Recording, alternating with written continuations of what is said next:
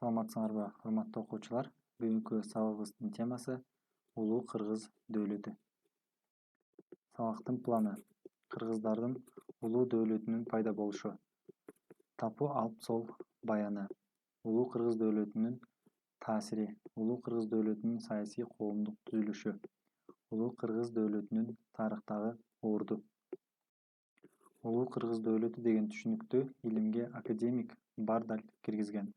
Ал 1927-жылы жазган «Кыргыздар тарыхый очерк» деген китебинде кыргыздардын Борбордук Азиядагы 10-кылымда үстөмдүгүн баса белгилеп, бул доорду Улуу Кыргыз дөөлөтүнүн мезгили деп атаган.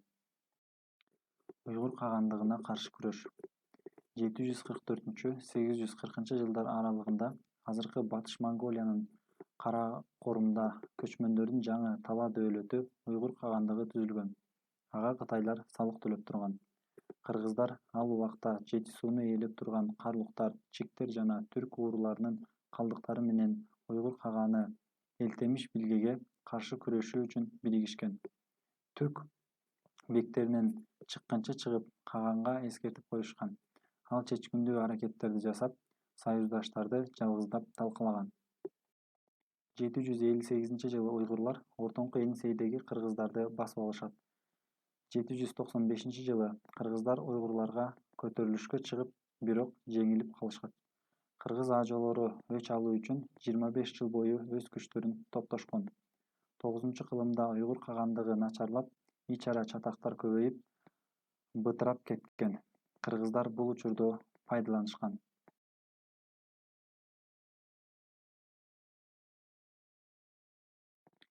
820-жылы Ажо өзүн хан деп, аялы Галлашехти ханша деп жарыялаган.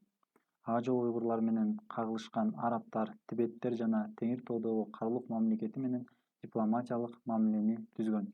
Кыргыз Ажосунун 820-жылы өзү каган деп жарыяланышы уйгур кагандыгына согуш жарыялаганга тете болгон. Кыргыз каганы уйгур каганына ультиматум коюп, кат жиберген. Катта: «Сенин тагдырың бүттү. Мен жакында сенин алтын ордоңду аламын.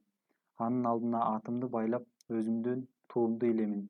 Эгерде мени менен алышкың келсе, анда дароо келгин. Эгерде алыша албасаң, тезинен жогол» деп жазылган. Ошол кездеги уйгур кагандыгынын начарлашуунун себептери: согуштагы жеңилүүлөр, ич-ара күрөштөр, 839-жылы кар калың түшүп, ачарчылык менен жугуштуу оорулардын күчөшү. Ушул кыйын кезде Яглакар уурусунун төрөсү кыргыздарды жардамга чакырат. 840-жылы кыргыз каганы 100 000 аскери менен Ордо балыкты талкалайт. Уйгурлардын акыркы каганын башын алынат. Калган уйгурлар Кытайга, Байкалдын арт жагына, Чыгыш Түркстанга качышкан. Тапу Алп Сол кыргыздардын кол башчысы жана элчиси. 840-жылы уйгур кагандыгына каршы согушта кыргыз армиясынын сол канатын жетектеген. 843-жылы март айында Кытайдын Тан династиясынын императоруна элчи болуп барган. Кытай жыл баяндарында 841-жылы такка отурган император Вуцун алыскы кыргыз каганынан келген элчиге абдан ыраазы болуп, Бохайдан келген элчиден жогору олтургузду деп баяндалган. 843-жылы Енисейлик кыргыздар Памтегин баштаган уйгурларды куугунтуктап олтурушуп, Чыгыш Түркстанга киришип, Анси жана Бейтин, башкача айтканда Бешбалык шаарларын басып алышкан. Кыргыздардын аскерлери Теңир тоого, Жети сууга чейин келишкен. Кыргыздардын аскери Чыгыш Монголияда, Чунгарияда жана Байкалдын ары жагына да ийгиликтүү жогортуу уюштурган.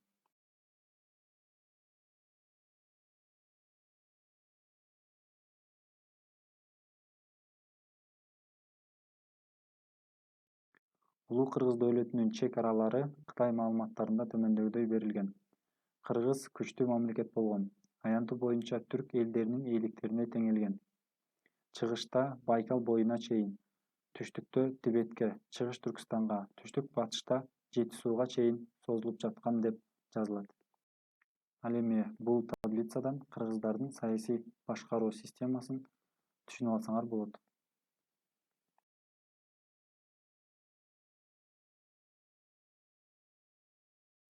Ошентип 840-жылы уйгур кагандыгынын ордуна кыргыздардын улуу дөөлөтү пайда болду.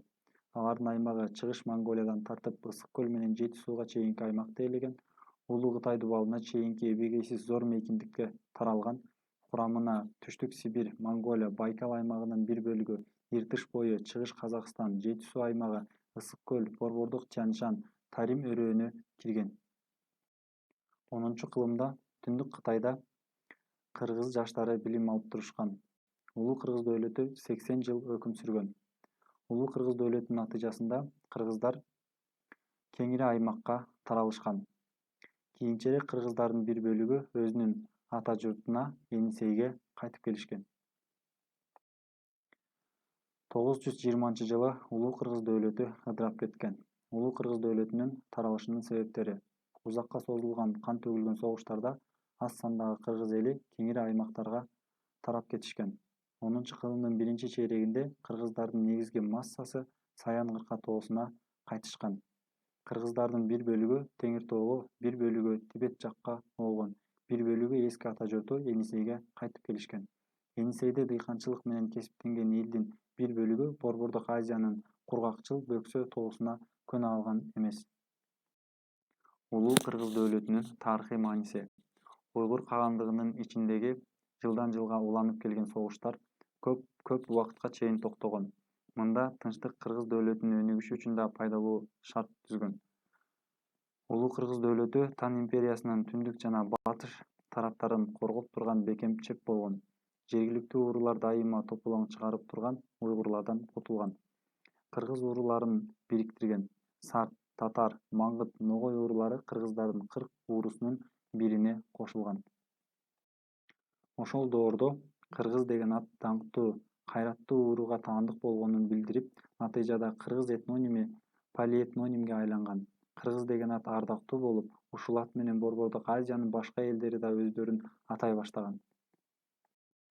Тема боюнча суроолор: Улуу Кыргыз дөөлөтү качан түзүлгөн?